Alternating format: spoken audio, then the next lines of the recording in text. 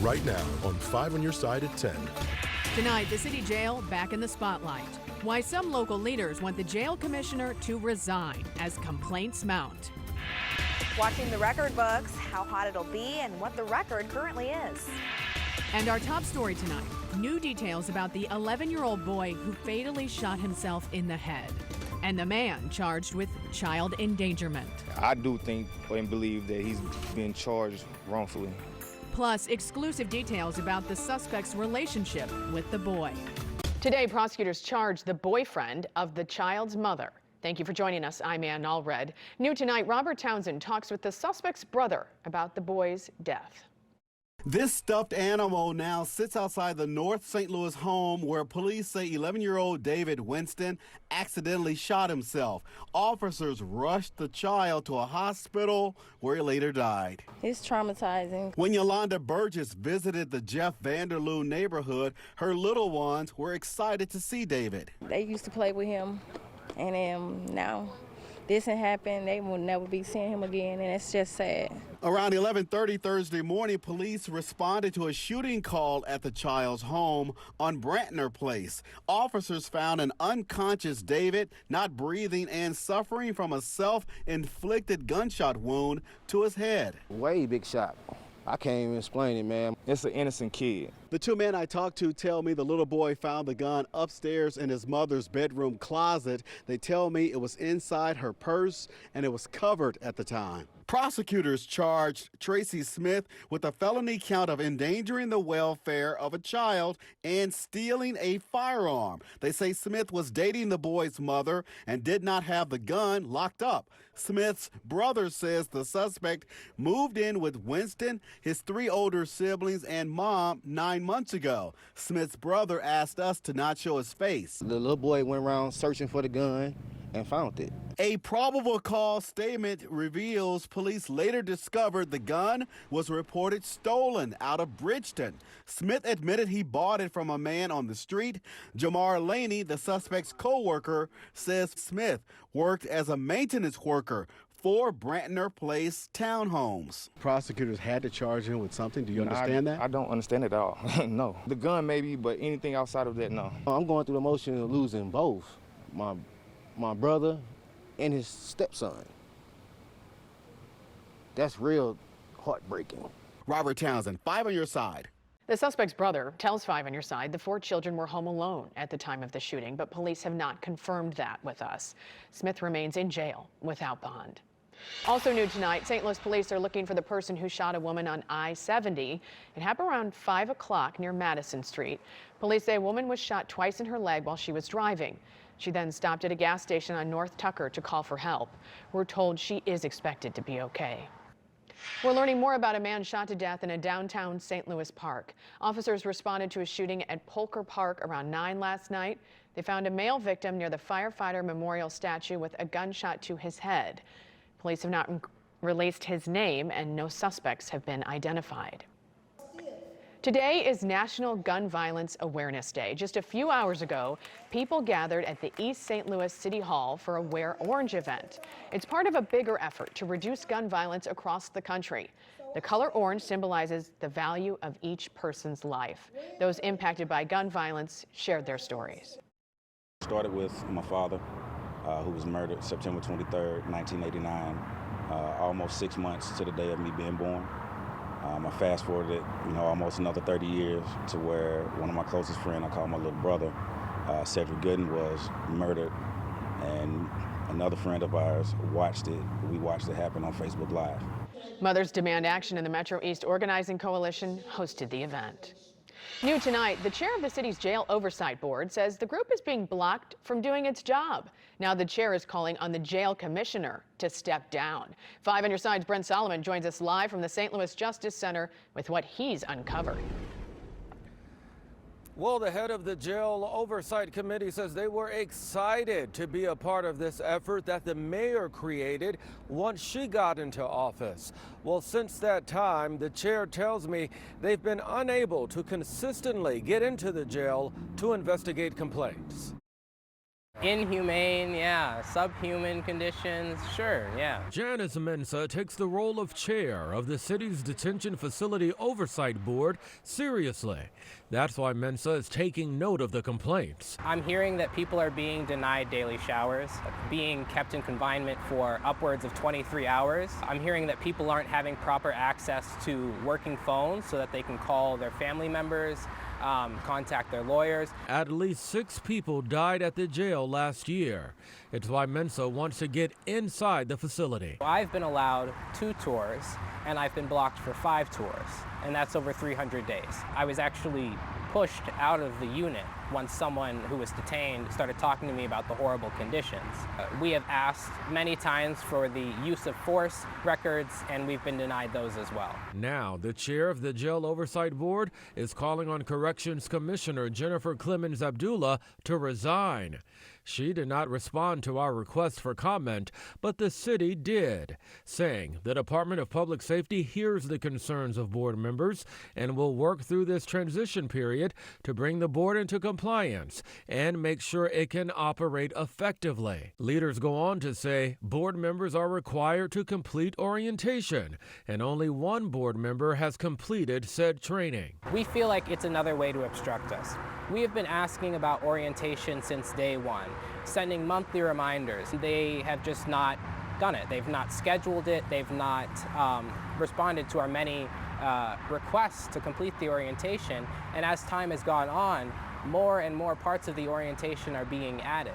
That's why Mensah refuses to keep quiet. Ending those inhumane conditions starts with admitting that there are inhumane conditions, allowing the public to see those inhumane conditions, to investigate them, and to go from there. And we've just not been able to do that in a year, which is why we think it's time that the warden is asked to resign. Now, the Department of Public Safety says it has full confidence in the commissioner's ability to work with the Oversight Board. That board, by the way, is set to meet next week. Live in downtown St. Louis, Brent Solomon, 5 on your side.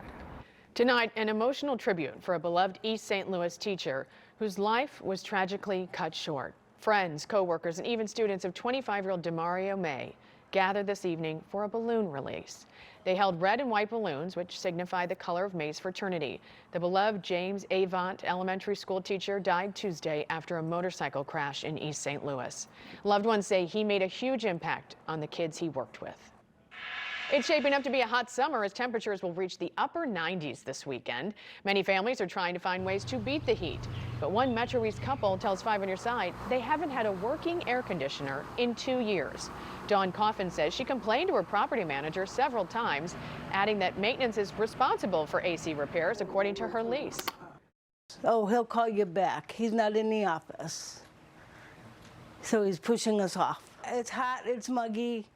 And he just got out of the hospital not too long ago, so I'm worried about him. It's just something needs to be done. The manager says they are working on getting them into another unit and would contact the cooling company as soon as possible. If you are experiencing heat trouble or in need of support, reach out to cooldownstlouis.org. Let's get a closer look at the incoming heat this weekend. Meteorologist Tracy Hinson joining us now with the Weather First forecast. Tracy. Alrighty, Ann, no record for us today, but we are going to come close for tomorrow. Today's record was an even 100, and we hit 93 degrees. Aren't we glad it didn't hit 100?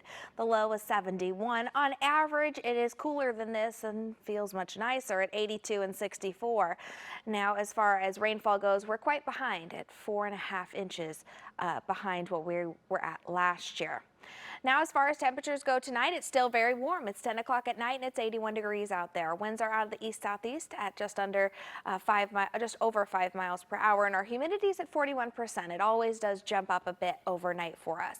Now, tonight we will have a few stray clouds out there, and temperatures will drop down to around 68 degrees for some of our outlying areas, to around 70 degrees if you're closer into the city. Winds will be light, and our sunset was just at about 2.5 hours ago. All right, for tomorrow, 96 degrees, though we will have a few clouds that'll come close to a record for us. Ann. It is a race weekend in St. Louis. The Enjoy Illinois 300 rolled into town this week, and the big race is on Sunday. Today, NASCAR fans attended a pre-race rally at the McDonald's on North 24th Street in East St. Louis. Drivers Bubba Wallace and Tyler Reddick stopped by with their iconic cars. Bubba Wallace talked about the growing support from fans in the bi-state. Just having fans from all demographics out enjoying and cheering on their favorite drivers is special for the community and special for the sport. You know, we're continuing to change the face and change the name, and coming here and being in this market and tapping into diversity is important. Fans were able to pose for photos and get signed autographs from both Wallace and Reddick. Here's the Enjoy Illinois 300 schedule for tomorrow. On Saturday, gates open at 7 a.m., followed by the NASCAR Craftsman Truck Series at noon. Jackie Joyner Kersey 5K, and then concerts featuring Flo Rida and Tim Duggar. Right now on KSK.com, you can find details of Sunday's schedule. Passing this budget agreement was critical. The stakes could not have been higher. Tonight, President Biden addresses the bipartisan efforts that kept the country from defaulting. Goodbye free returns? Is Amazon now charging customers who send their products back? Our Verify team looks into the policy.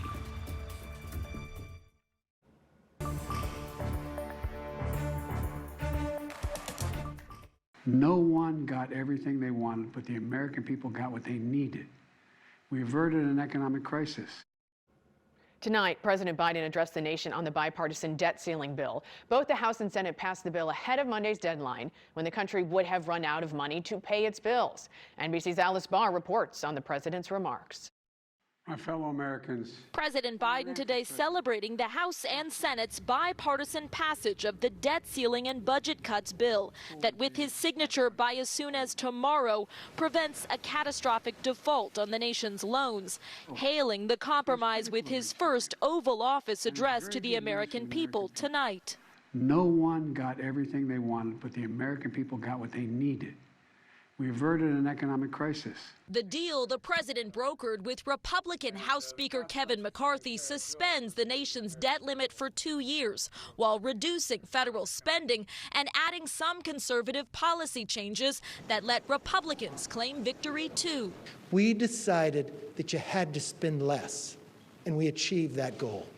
Those spending cuts didn't go far enough for hard-right Republicans, too far for many progressives. After weeks of partisan rancor, Fitch Ratings today announced it's keeping the U.S. government's credit rating on a negative watch for now to reflect repeated political standoffs, though maintaining the nation at a perfect AAA rating with the impasse resolved. The Biden administration also pointing to a new jobs report out today, showing the U.S. economy added a better-than-expected 339,000 jobs last month. More Americans are working today than ever in the history of this country, and inflation has dropped 10 straight months in a row. President Biden insisting that resolving the debt ceiling crisis protects that progress, while backing up his record of bipartisanship as he looks ahead to the 2024 race for the White House. President Biden had initially said he would not negotiate over something as important as the debt ceiling, and critics are now raising questions about the precedent this deal may set for using the debt limit as a bargaining chip in future congressional fights. From Capitol Hill, Alice Barr, NBC News. Tonight, we're learning more about one of the victims of the apartment collapse in Davenport, Iowa. Elizabeth Pruitt graduated from Mizzou just 3 weeks ago and was starting her career when her new home collapsed. Pruitt says she lost all of her belongings, but she decided to stay. Seeing Pruitt's situation, a new coworker jumped in the opportunity to lend a helping hand. Right away, I knew she needed help, and if I were in that situation, I would need help too. An Iowa task force recently completed a search for survivors in the building. 3 missing people are feared dead. The focus has now shifted to shoring up the structure so recovery efforts can begin. Every day, millions of Americans purchase products on Amazon and they wait for the package to show up. But what happens when you need to return the package? Tonight, Adeyande Till from our National Verify team verifies whether Amazon got rid of its free return policy. Amazon ships more than 1 million packages each day within the U.S. For years, if you ordered items directly sold by Amazon in the U.S. and you didn't like them, you could return them for free at any approved drop-off location. But some people say Amazon is changing its return policy, now charging $1 for all returns. Verify viewer Rick asked us if that's true. So let's verify using these sources. Amazon did recently update its return policy, but that doesn't mean you're going to have to pay a $1 fee on all returns. Instead, the new policy imposes a $1 fee if you make the return at a UPS store when a different free return location, like a Whole Foods Market or Kohl's, is closer to the delivery address. So we can verify, no, Amazon is not adding a $1 fee to all returns. So make sure to check the distance of the options closest to you. With your Verify, I'm Ariande Till. 1, 2, 3. The city of Brentwood's brand new park opens this weekend. City leaders and residents gathered for that ribbon cutting ceremony. The city's largest and newest park has lots of green space, a trail, an amphitheater, a pavilion, and come this fall, a destination playground for kids. We have turned a once neglected property into a destination that will be cherished by our residents for decades. A grand opening celebration for the new park will take place tomorrow at 11 a.m. There will be free activities, entertainment, and food trucks. It is now hurricane season, and there's already a tropical storm churning. Arlene formed in the Gulf of Mexico and is slowly moving south towards Fort Myers, Florida. The tropical storm currently has winds of up to 40 miles per hour. Meteorologist Tracy Hinson joining us now with the Weather First forecast. Tracy. Alrighty, Ann. So what we are going to see this weekend is warm weather. 96 degrees for our Saturday. Hot, not quite as humid though. We could almost describe this as a dry heat this weekend. Now for Sunday, we're looking at about 94 degrees. The Raceway is quite busy out there. As you can see, they're going to have those lights on most of the night as they are getting things set up for the weekend. 72 degrees in Alton, upper 60s for Scott Air Force Base, 73 for St. Charles. You get a little further outside of town and you're in the 70s in Sullivan, a nice 66 in Rolla. I'm jealous of that. Over the next 12 hours here, temperatures will only drop down into the upper 60s and low 70s. It is going to be a warm night for us. And then into the morning, we're already on the rise, close to 90 degrees by 11 a.m. Now for tomorrow, near record high temperatures. Today's record was 100. Tomorrow's is a little lower. 96 degrees would be close to that record with just a few clouds out there. Our sunrise, I think it's a little rude. It's at 5:38. It's a bit early, don't you think? All right, let's go over our air quality. Once again, we will have a ozone warning for us for tomorrow. It'll be unhealthy for sensitive groups. The American Lung Association describes breathing air like what we have over the past few days and into tomorrow as getting a sunburn for your lungs. So do watch out and try to limit your time outdoors if you can. That's unhealthy for sensitive groups. If you have asthma or other lung disorder, you might notice that you're just not feeling your best if you spend too much time outdoors. Let's focus in on the weekend here. So quite hot, not too humid, and that heat continues for Sunday. And you'll notice that note there, that second bullet point for Sunday. Yes, there is a chance for a few spot storms. It is an incredibly minimal chance, just like the past few days have been. I would liken this more to Thursday's storm chances than anything else. So we'll just have to wait and see if we get anything. Certainly a few more clouds out there. Let's take a look at that 10-day forecast for you. Yes, it's a 15%. That's a rare number. We don't put that up there often. That's just because the chance for storms is so low. 93 for Monday. We get a little respite on Wednesday, down to 83 then. That's close to our average, right on point actually, 83, and then 65 for our overnight low that night. And then it does look like we're trending right back into the 90s with no break for heat for us as we head into the weekend. And another thing you can see in this 10-day forecast, it is a dry one at that. It looks like we'll be holding on to our drought conditions if things don't change. Thank you, Tracy. Corey Miller is here with what's on deck. Well, and the Cardinals are back in action, but they'll want to forget tonight in Pittsburgh. A local NFL star brought some Miami Dolphins to the Metro East for a fun story. And it was a big day for high school playoffs. Stick around. Sports is up next. The Sports Desk is sponsored by Jim Butler Chevrolet, the Midwest's #1 Chevy dealer 10 years running.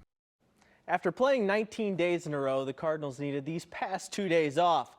The hope was that they'd start this 6-game road trip refreshed and ready to keep climbing up the standings. For a while, it certainly looked like that was going to happen against the Pirates tonight. Jack Flaherty was on the mound. He looked good. 5 1/3 innings, just 1 run. Brendan Donovan went deep to kick things off. 2-run shot.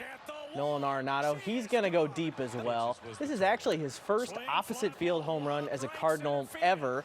Can you believe that? Cardinals up 5-0, all is well, right? Nope, not quite. The bullpen's going to come in. Giovanni Gallegos gave up 4 runs in 2/3 of an inning, including back-to-back jacks. That one to keep Brian Hayes. And the Cardinals blow the opener in Pittsburgh. Pirates win 7-5. We had plenty of chances to break that game open, and just couldn't come up with a big hit. Jack gave us a shot for sure, and Palante came in, got his 2 ground balls, did his job there. Game got a little quick in the second inning. You may remember seeing the story of this young man. That's Xavier Jones. He didn't have transportation, so he walked 6.5 miles to get to his 8th grade graduation in St. Louis. Tonight, he got quite the surprise from a local NFL star. Cahokia native tackle Teron Armstead came home for a celebrity basketball tournament, and he brought some of his Miami Dolphins teammates with him, including star receiver Tyreek Hill. The big moment came at halftime, though, when Armstead presented Xavier Jones with a new electric bike, and he presented his family with a brand new van, courtesy of Bommarito. Armstead and his foundation want to make a positive impact in his hometown, and knew Jones was the perfect story to reward. I was excited. I didn't know the car was going to come. I told him thank you and hope he does good on the game. That's what I'm here for right now, to try to give back in whatever way we can. You know, that can be in the means of transportation, or our biggest focus and our biggest drive of giving back is education. So his story really was, you know, kind of right in line of everything that we believe in, and the nucleus of our foundation, that education. He's literally walking to get his education. It's getting busy over at Worldwide Technology Raceway. The big show is on Sunday with the Enjoy Illinois 300, but there's plenty of action before then as well, including qualifying in the truck race tomorrow. We were out there today getting the scoop from the drivers and teams. Here's how the man driving the local sponsored car and the local crew chief for Kyle Busch see race day. Yeah, I think we're up around close to 160 here. It's pretty, you know, it's a mile track, but it's pretty fast. We're carrying a lot of speed into the corners, and you kind of think of it as a short track, but it's with the speed you're going, it's hard to do normal short track things here. It gets intense during the race on any given weekend, whether you're running good or bad. You know, Kyle's a veteran of the sport, knows how he likes the car. So that's taken some getting used to on my part. You know, he's a little different than any of the drivers I've worked with before, so it's been a lot of fun getting to know him. He's an incredible talent. High school time, girls soccer semifinals, Clayton and Whitfield. Is this Edward Leuven or Perry Rogan? How about that free kick for a goal for Whitfield? Wow. This was a sign of things to come coming up. Rachel Van Ryn converts on a penalty kick for Clayton. This game would go all the way to PKs, and it was the Clayton Greyhounds who came out on top. Clayton wins to advance to the Class 2 final tomorrow. Class 4 semis, Nerinx and Lafayette. Check this out. Nerinx's Emma Giannino stops on a dime, hits the chip shot, and it goes in. That is an impressive goal. 22 seconds later, Lafayette answered. Allie Kinner all alone in front. She buries it. Nerinx Hall would explode late in this game. They win 4-1 and will play for a championship tomorrow. Whale of a baseball game in the Class 6 semifinal tonight. Francis Howell got out to a big lead thanks in part to this 2-run double from Brett Norfleet. But Jackson, they were not going away. They rallied big time. Jackson scored 6 runs in the 7th inning, but came up just a bit short. Howell escapes with a 9-8 win. They advance to the state championship game tomorrow night. Let's look at some other scores from today. Lots of teams moving on, including Jabot and Columbia baseball playing for titles in Illinois tomorrow. In soccer, O'Fallon also plays for a championship tomorrow, along with Villa and Zumwalt South. Busy weekend in the sports world in St. Louis. Going to be a fun one out at Worldwide Technology Raceway, Ann. Yes, they have so many events scheduled for the weekend. There's so many festivals. Something for everybody. Yes, there's even the Horseradish Festival. All right, Corey, thank you. Summer and Strawberries, speaking of things to do, the annual festival returning this weekend that features all things strawberry. Downtown Kimmswick will be bursting with fresh strawberries this weekend. The annual Strawberry Festival brings dozens of food and craft vendors to town, offering a variety of strawberry treats. The popular festival runs from 10 to 5 both Saturday and Sunday. Webster Groves is the place to be for art and music this weekend. The Webster Arts Fair is featuring unique pieces of art and artists from around the country. It's expected to bring 20,000 visitors to the historic downtown area. And tonight we're celebrating former KSDK anchor Karen Foss. She was inducted into the Missouri Broadcasters Association Hall of Fame down in the Lake of the Ozarks. Foss spent 27 years as an evening news anchor and reporter here at 5 on Your Side. So congratulations to Karen. Tracy with a final check of the weather. Got to be careful with this air quality. Yeah, we do. We are at an orange alert, which is unhealthy for sensitive groups, and that does extend into tomorrow. I wouldn't be surprised if it extends into Sunday as well. 96 degrees is what we're looking at for tomorrow. It's not going to be particularly humid. 94 for Sunday. We do have a chance for just a few spot storms on those days, and both of those nights don't expect a nice cool down. We're only going to be dropping down into the upper 60s and low 70s. Thank you for being with us for 5 on Your Side at 10. The Tonight Show starring Jimmy Fallon is next. He has Lucy Liu and Shakira. Have a great weekend.